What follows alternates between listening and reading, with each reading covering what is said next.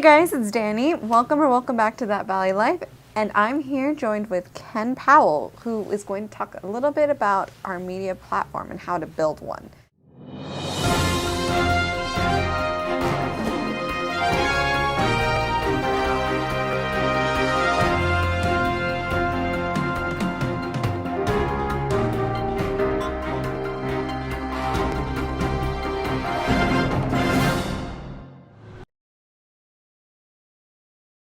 Thank you so much for joining me today, Ken. I'm excited to be with you, Danny. Finally, he's on camera, guys. He's one of our many producers that come and help us out on The Valley Life, and he's finally brought himself on camera. Yes, and you're the beauty. I'm the beast. Oh, stop it. Okay, well, fair enough. So today, what I want to talk to you about is that every small business should have their own media platform, right? Correct.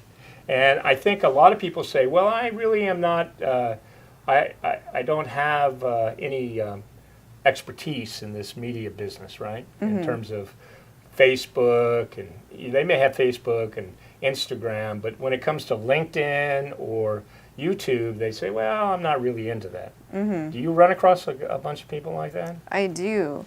Just like our friend Sheila, that's what she said. She told me, Ken, I'm really not a YouTube person.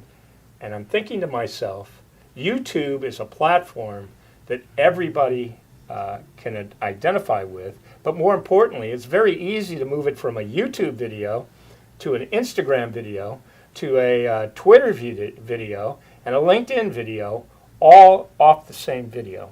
And a lot of people don't know that. I know a lot of people don't know that. But how does one do that?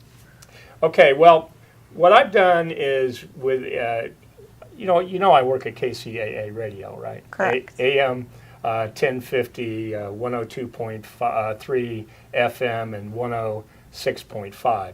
And what we've done is we've developed a program which we call the Mini Radio Show. So how it works is like this, is that you buy in for 1 week out of a month for an hour, and then you basically do between 4 and 5 videos that we put on YouTube.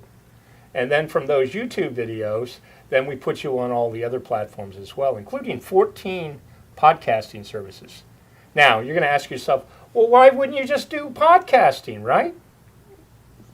A little bit, because it sounds like it can be also just on the podcast. So why is it so important to be on the YouTube? YouTube is really a platform that works best with radio as opposed to podcast, because it has the visual as well as the high definition of audio. When you're dealing with and this is nothing against podcasting, but podcasting, how many people do you think actually listen to the average podcast? I would say not as many people that would watch like a regular video that they can see. Right. And so when you take a YouTube video and you add it to a radio program, you're basically reaching out to about 80,000 people. Really? Yes.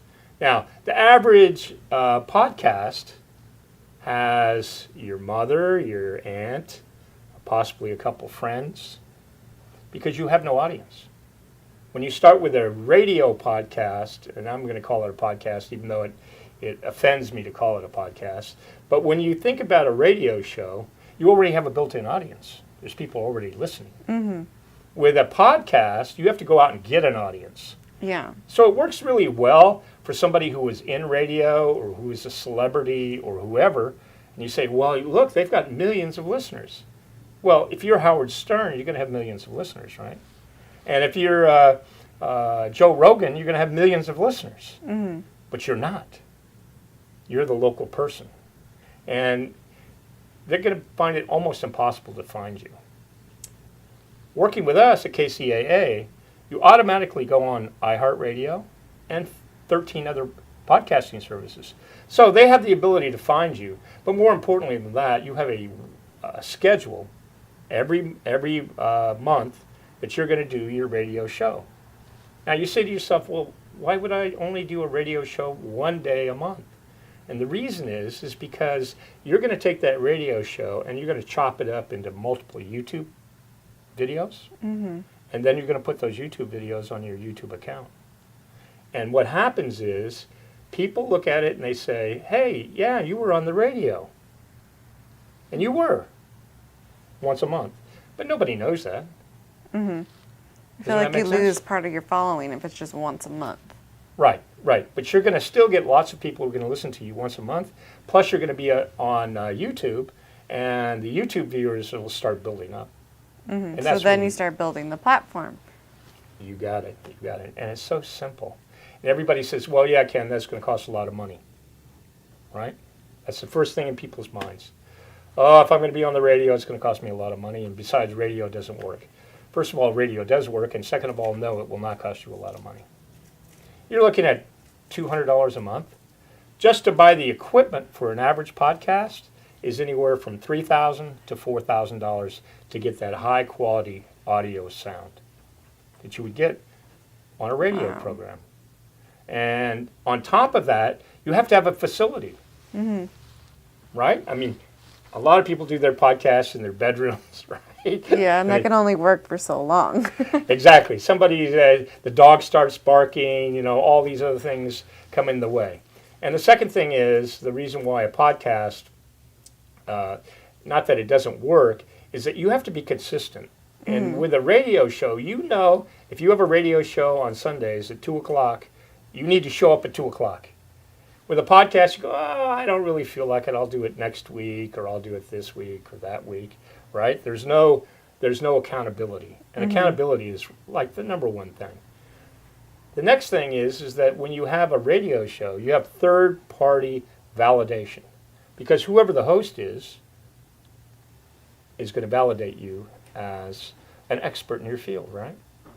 Correct. Then if you decide to be the host, now you can bring in guests that are going to come to your radio show that wouldn't necessarily come to a podcast. Mm-hmm. So what do you think? I think that it's very useful instead of just being on like a radio and a podcast, so that you can do them both and put them onto YouTube. So then you can build that, and then you can build it on the LinkedIn, like you said, so that you have more resources to build your platform. So more people can view, and then you can get more viewers and all. Exactly. And I'm old enough, and you're not, to remember MTV. MTV used to brag that radio was going out of business. Mm-hmm. Well, MTV has basically gone out of business. You know what I mean? It's not as big as it was in the 80s, when everybody watched MTV because you could see the videos of your favorite stars. Today, they mostly have these, and I'm not going to call them goofy TV shows, but they got all these weird shows that they have on there, and very few videos, of musicians.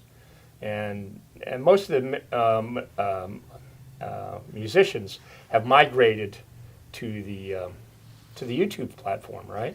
And then also to various other platforms, including what's the big one for music? Spotify? Spotify, yeah. So they've all migrated to Spotify, to YouTube, and now the big one is TikTok. Correct. And the question is, how much information can you give to somebody in a TikTok video? How long is a TikTok video anyway? It's normally around 30 to 60 seconds.